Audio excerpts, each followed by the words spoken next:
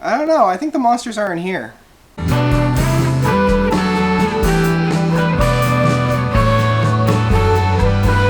Motorpsycho has come out with their newest album, Here Be Monsters. And Motorpsycho is a fantastic Norwegian band. And I always say for anybody that's new to Motorpsycho, picture Radiohead, but after OK Computer, they went diving right into progressive rock. And that's kind of how the soundscapes really mash for this band.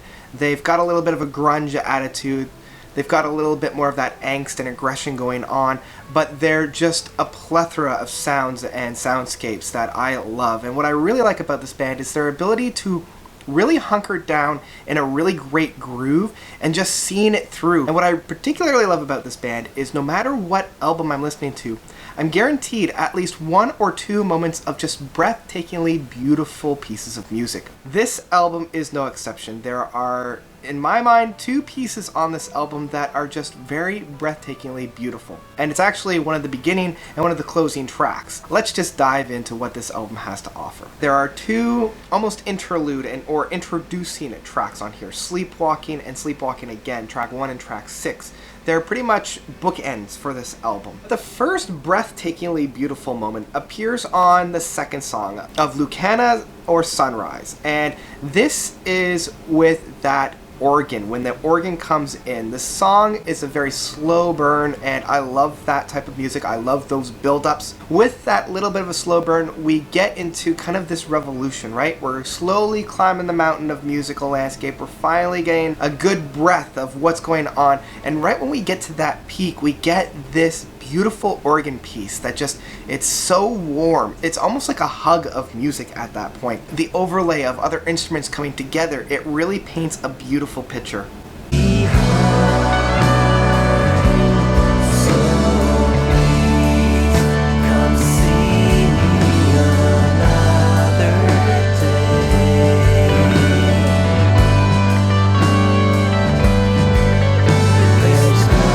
And the song takes a very great turn in a kind of a jam session between the band. And this is one of the highlights that I have about this band, is that they're really able to give you a great jam session. Sometimes we're getting those breathtaking, beautiful pieces like in that organ piece. And other times we're just getting, okay, that was a really interesting way to present music. It's a good thing and it's a bad thing. It's a good thing in that when you hit gold.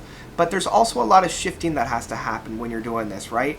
The other 3 songs that are kind of in the middle, Running with Scissors, IMS, and Spin, Spin, Spin, they're good tracks for Motorpsycho, but if you're not really into this type of music, there's not a whole lot you can do with them.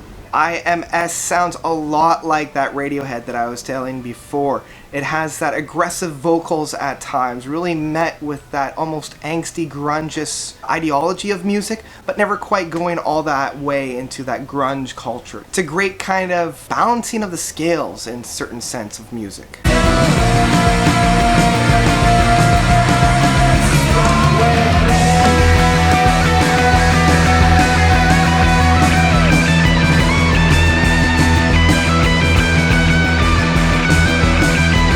But really, I would not be doing this album justice without including Big Black Dog, the 17-minute epic. This really shows their ability to just hunker down and experiment with sound, and I love this song. As a foundation for this song, we have a brilliant chugging, and it's almost like you're on this machine that's just tearing forward, and it's like this is that monster that they're talking about for this album. Even though the song is 17 minutes, Motorpsycho does a great job of including so many different twists and turns so that it doesn't feel like 17 minutes. You're always being presented with something new, and you're always taking that song forward, but it never really deviates too far from that chugging, that grounding piece.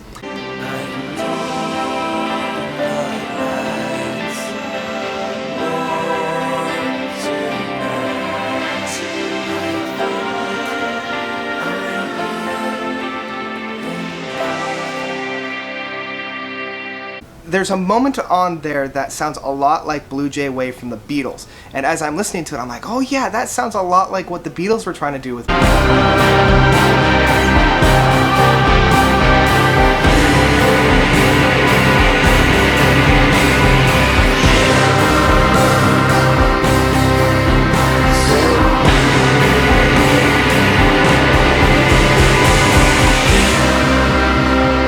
So overall, it is a fantastic effort by a fantastic band. If you're not familiar with this band, this is actually a really good introduction to them. It really showcases what the band's all about.